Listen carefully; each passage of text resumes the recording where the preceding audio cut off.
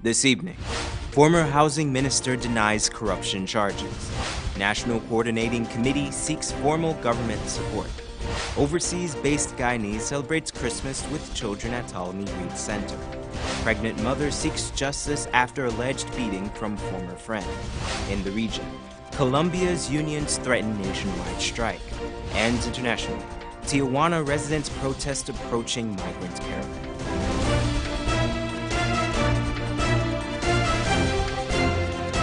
From Safe TV headquarters in South Rival Gardens, this is Safe TV Headline News with George Gonzalez. Greetings to our viewers in Guyana and around the world. Today is Monday, November the 19th, 2018, and this edition of Headline News is now being streamed live on Facebook and YouTube. Thank you for joining us.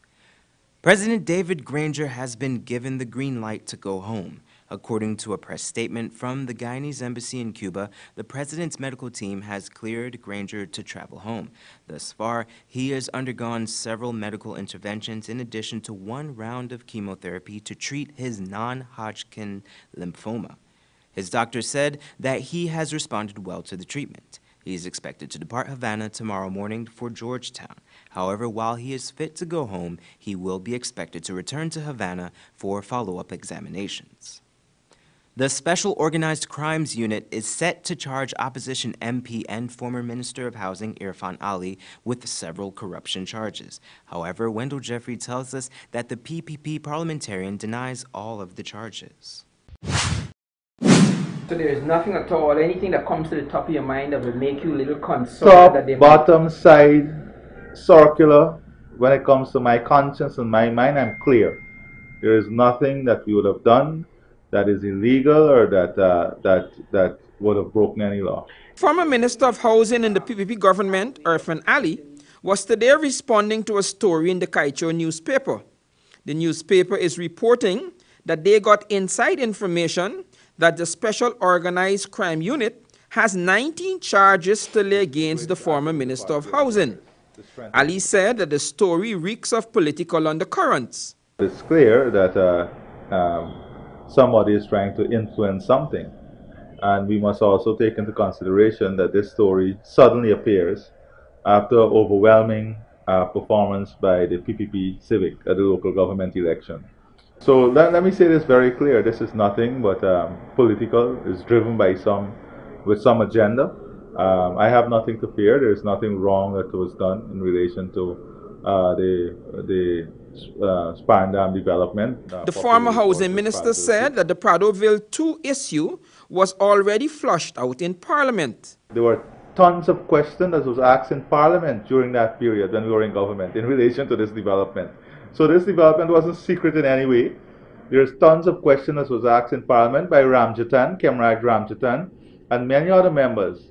The controversial PPP stalwart said that he notes with suspicion that the story ties the perceived charges to his political aspirations. The Kaicho News couldn't avoid. They had to refer to Ali being a friend of Jagdeo and then also interloping issues of presidential candidacy and so on. Ali said he did nothing wrong and he has absolutely nothing to fear. He acknowledged that the media has its work to do. However, he questioned who is driving their agendas. The media has a right to do what it thinks is best. But when you have scenario like this, the big question is who is driving the agenda. For Channel 2 Headline News, Wendell Jeffrey. Thanks, Wendell. Also in news from SOCU, the unit is close to wrapping up its investigations into the awarding of a sole-sourced contract for a feasibility study into the construction of a new bridge across the Demerara River. According to iNews.com, SOCU Head Assistant Police Commissioner Sidney James noted that investigations were in an advanced stage, but he did not specify whether charges would be laid. The contract in question was awarded to Dutch company Levenes CSO. The opposition had requested that the Public Procurement Commission investigate the $148 million sole-sourced contract.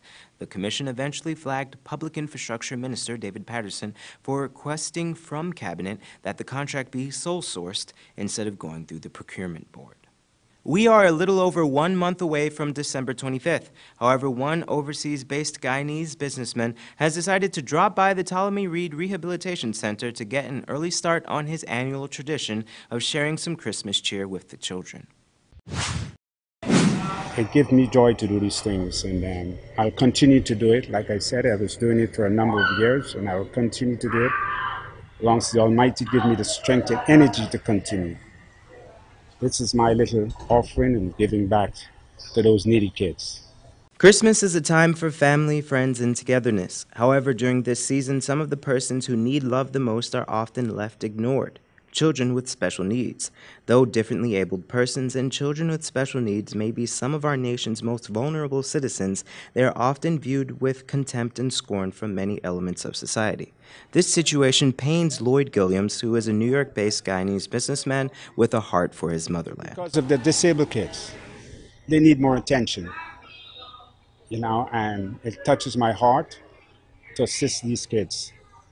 When I came by here some years ago and I see the work that the nurses and the assistant nurses has to do, it brings tears to my eyes. So that is one of the main reasons that I pay more attention here. For the past 10 years, Gilliams has been using his resources to give back to the children of the PTOLEMY REID Rehabilitation Center. In 2016, he hosted a charity fashion show. This year, he decided to do something different to assist. So the fashion show I did 2 years, all of that money was funded here to assist the kids. So this year, my main objective was to bring forward school supplies. And I'll continue to do that. The students were treated to food and drinks while the teachers were given school supplies. The students and administration of the center appreciated the donations and encouraged others to remember those in need during and after this Christmas season. Gilliams also hopes that his actions will inspire Guyanese in the diaspora to do the same. Leaving Guyana, went up to North America. I see there was a lot of orphanage out there that people assist. And I said, why can't I do this where I came from, my hometown? And I came up with that idea, and 10 years ago I started, and here I am.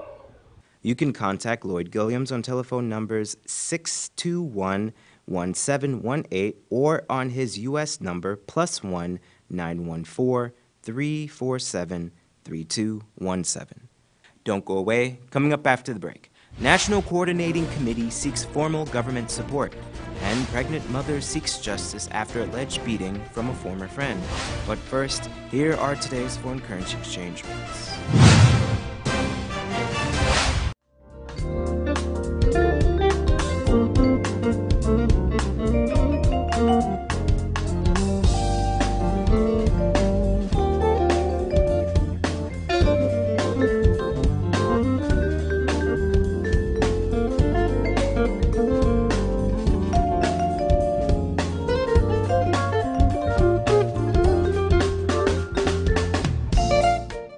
For the latest in news from Guyana, the region, and beyond, visit our website, headlinenewsguyana.com.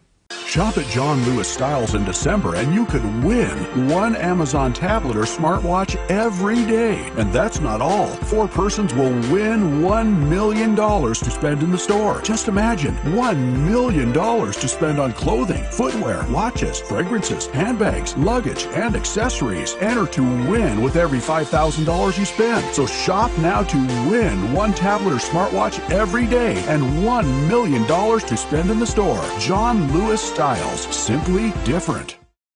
Fresh ingredients and Creole foods at the Cottage Restaurant and Cafe. Finger-licking boil and fry, meats cooked to perfection. No MSG added. We cater for vegetarians too. Breakfast and lunch available fresh Mondays through Fridays. We open 7 a.m. Get coffee, Milo, or our famous power porridge, filled with a blend of indigenous barks, natural fruit juices. Catering services and delivery available. Call 231-4343. Located at 16 Access Road, Kingston. The Cottage Restaurant and Cafe. Bringing back the good old days. Christmas big, plus size big things big, we gone big, yeah. It's GTT Christmas. Merry plus size Christmas, Christmas big, plus size big things big, we plus size Christmas, yeah. We giving you, yeah. We giving you. It's GTT Christmas. Merry plus size Christmas, yeah. We giving you, yeah. We giving you. It's GTT Christmas. Merry plus size Christmas. Ho, ho, ho! It's the GTT Plus Size Christmas. There's always more to love with GTT. Terms and conditions apply. See gtt.co.gy for details. To find all your beauty and hair care products, visit the newly constructed American Home and Beauty Center, located at Robb and Wellington Streets. We have a wide variety of beauty products, including cosmetics, perfume sets, hair extensions, hair care products, costume jewelry, accessories, and many more. Check us out on Facebook at American Home and Beauty Center or call us on 226-4179. And remember to visit us at our mega location at Robb and Wellington Streets, across from CNS Channel 6. When you need money and you gotta get it fast, Creative Jewelry and Pawn Shop is the place for that confidential transaction in a quiet and secure location. You'll get the highest value per pennyweight for your gold and also enjoy the lowest interest rates and longest payback period too. Yes, for that instant transaction to solve a pressing financial problem. That Creative Jewelry and Pawn Shop, 46 Boyle Place, that's between the Ministry of Housing on Brick Dam and White Castle Fish Shop, be your first and only choice. Creative Jewelry and Pawn Shop, safe and sound, solid and secure, always there for you. Telephone 231-7878 and 223-8955.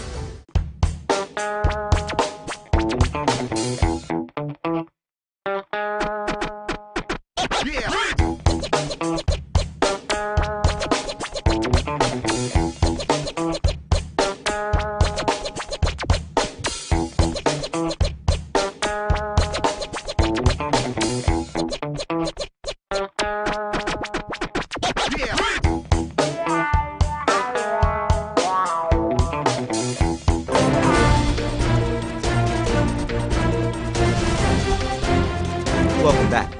The National Coordinating Committee is a consortium of the nation's NGOs. The NCC represents a broad subsection of civil society consisting of almost every group within Guyanese civil society. However, the government does not have a system of properly funding these organizations. With this in mind, the NCC is now pushing for formal government support. Wendell Jeffrey has more in this report. Social contracting. They said that is the term. There's a new buzzword now around all the countries that receive donor aid. So if you start to tell us we need to get money from government when they want to dictate what we do. Simone Sills, Executive Director of the National Coordinating Coalition, was addressing a large group of NGOs gathered at the Cara Lodge last Friday. The meeting was called to update the volunteer organizations about the progress that the coalition has made with regards to civil society sourcing funding from the government.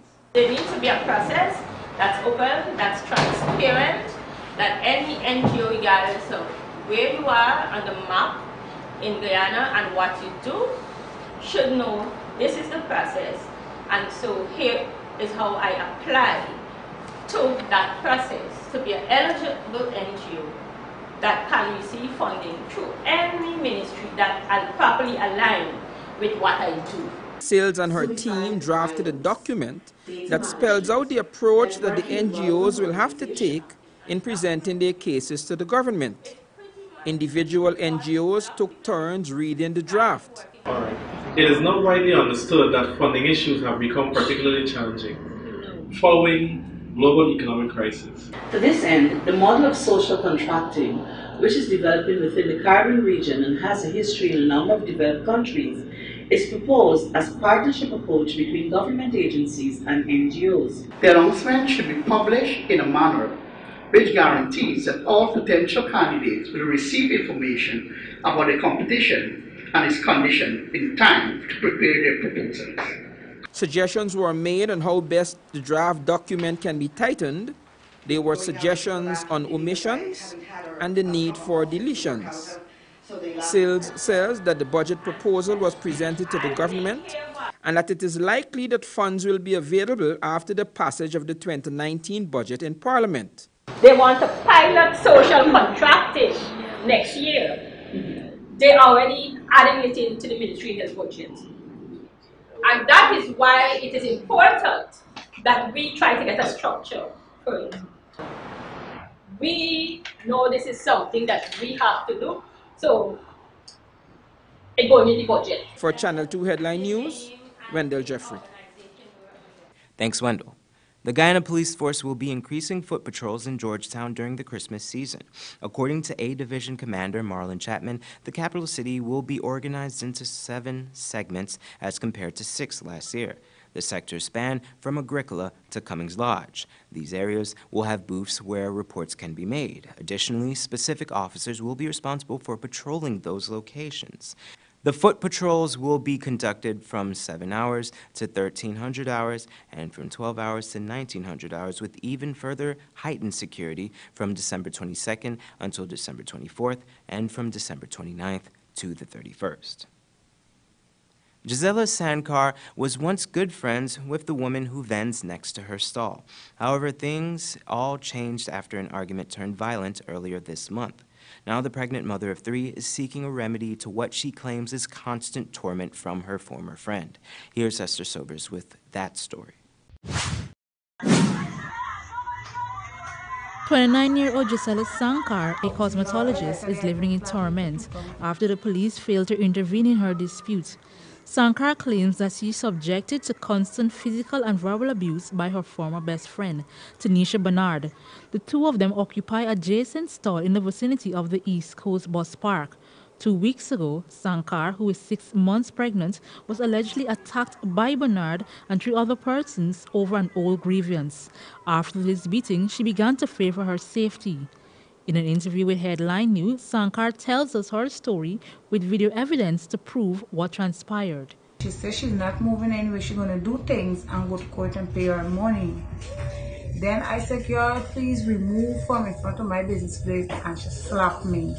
When she slapped me, I go for scramble or a young lady by the name of Stacy. Hold on me and say, no, Shanti, you're pregnant, left she, you don't fight, and so on. Or a child or a boyfriend, which his name is Adam, start chucking me up and telling me that I move from in front of she, because I telling she that I'm not taking it easy. An altercation erupted, which resulted in alleged attacker hitting Sankar with a piece of wood. Or a boyfriend, which his name is Adam, start chucking me up and telling me that I move from in front of she, because I telling she that I'm not taking it easy. Why is the young lady holding on me? She says to shining me back with a bench. Seeking justice, the injured woman reported the matter to the police outpost opposite Fogarty's. But to her displeasure, after a report was made, nothing was done to have the matter taken to court. Sankar then made an official complaint to a commander at the Breakdown police station. The officer made several inquiries which revealed that the statements from the original confrontations were missing. I decided to go back to them. They tell me that they're not finding my medical. Then I went there and I get the medical because I went myself at the hospital and I get a copy, and they show me that the police officer get a copy, and I went back to them and they tell me that yes, they get the medical and they're going to send the story to court on the Monday. That's why when I went to the hospital I get the medical the Friday. So they said Monday they're going to send the matter to court. So the Monday I turn up at court and I asked the prosecutor if any matter is there for me, and the prosecutor tell me no, he don't have no matter with such name. So I explained to him and show him the videos, and he tell me go to Breakdown. The pregnant mother of 3 now lives in fear and is unable to continue her daily trade as her alleged tormentor works mere inches away from her stall.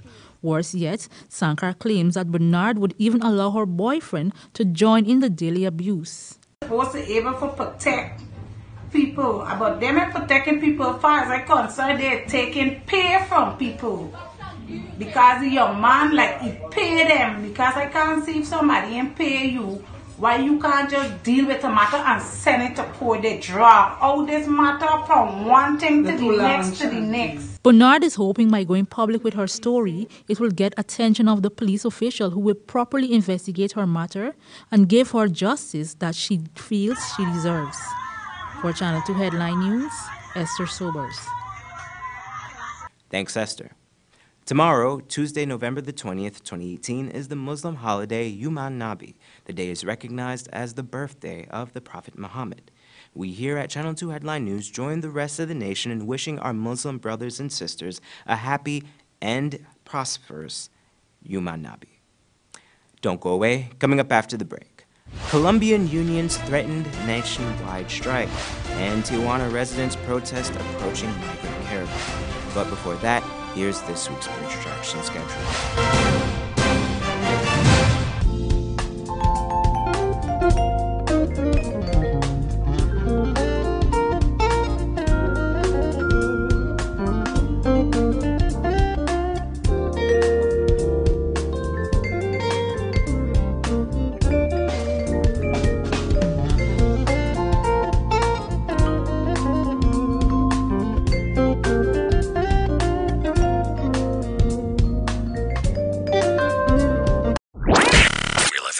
.1 Real FM. It's your favorite station for the best music from then to now. Cause girls like you run around with guys like me to side. Wasted days, spend the night. Me, are you riding? Say you never ever leave from beside us. Simple things, them are your blessings, a blessing. Simple things are your... Every day, all day for real music, real people, and real vibes. 93.1 Real FM. Real FM. The people's choice. Shop at John Lewis Styles in December and you could win one Amazon tablet or smartwatch every day. And that's not all. 4 persons will win $1 million to spend in the store. Just imagine, $1 million to spend on clothing, footwear, watches, fragrances, handbags, luggage, and accessories. Enter to win with every $5,000 you spend. So shop now to win one tablet or smartwatch every day and $1 million to spend in the store. John Lewis Styles, simply different. Christmas big, plus size big, big things big, we gone big, yeah. It's GTT Christmas, Merry plus size Christmas, Christmas big, plus size big, big things big, we gone big, yeah. It's GTT Christmas, Merry plus size Christmas, yeah. We giving you, yeah. We giving you. It's GTT Christmas, Merry plus size Christmas, yeah. We giving you, yeah. We giving you. It's GTT Christmas, Merry plus size Christmas. Ho, ho, ho! It's the GTT plus size Christmas. There's always more to love with GTT. Terms and conditions apply. See gtt.co.gy for details.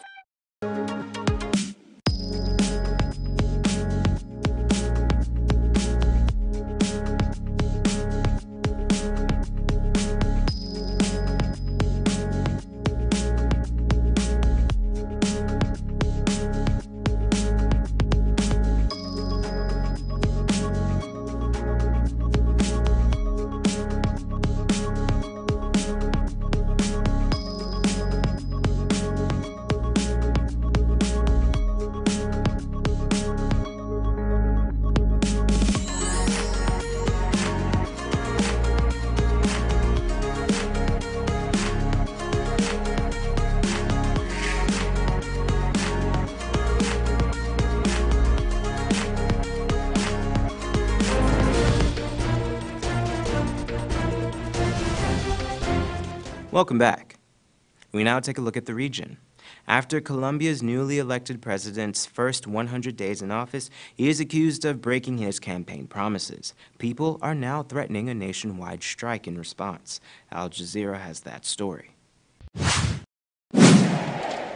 With his youthful energy and a once healthy majority in Congress, some expected Colombia's new president, Iván Duque, to have an easy start. But after 100 days in office, the president has come across decades-old challenges. The government has campaigned on a very aggressive platform, something to be a game changer in the country's history, the youngest president, the most technocratic, and it's gone through a series of roadblocks.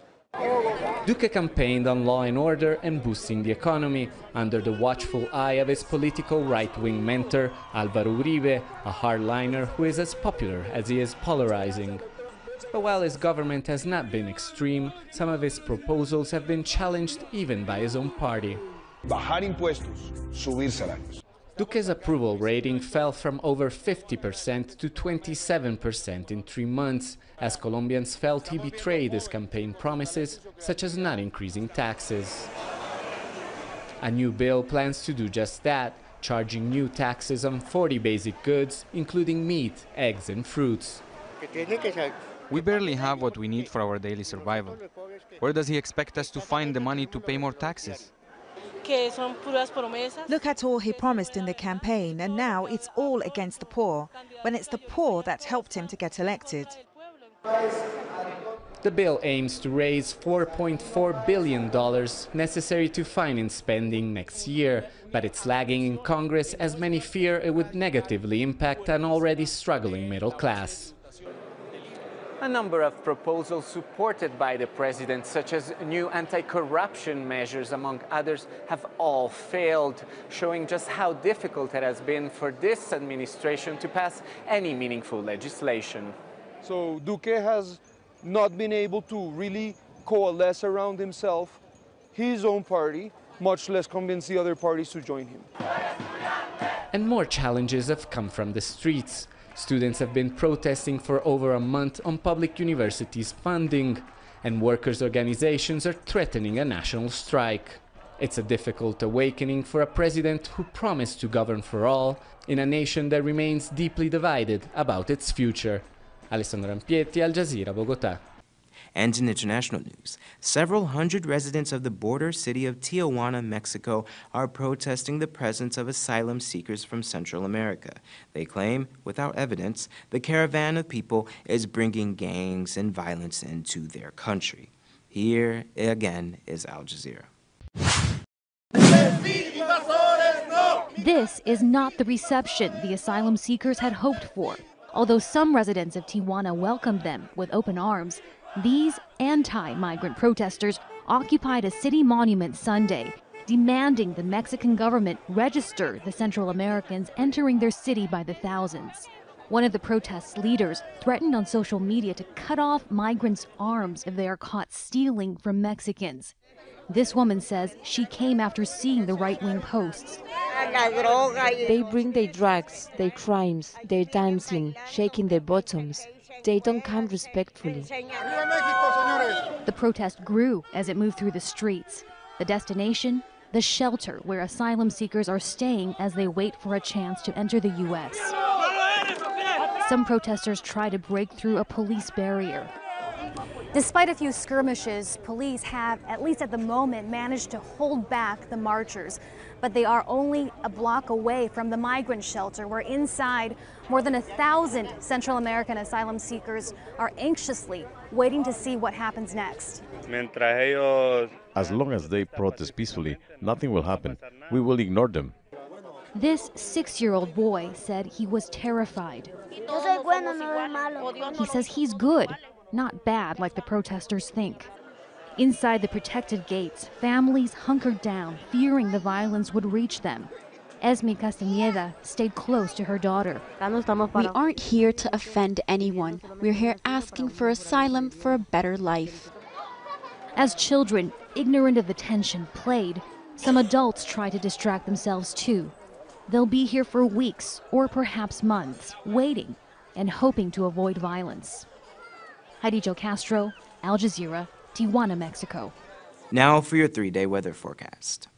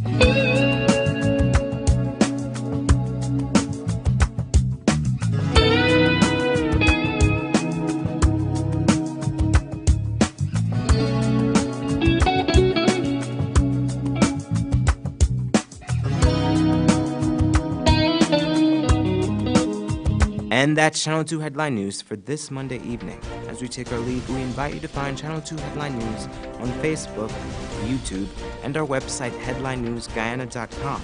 You can also tune in 6:30 tomorrow morning for a rebroadcast and Wednesday evening at 7 for more news. For now, I am George Gonzalez signing off for this newscast saying thank you for welcoming us into your home and do have a blessed evening.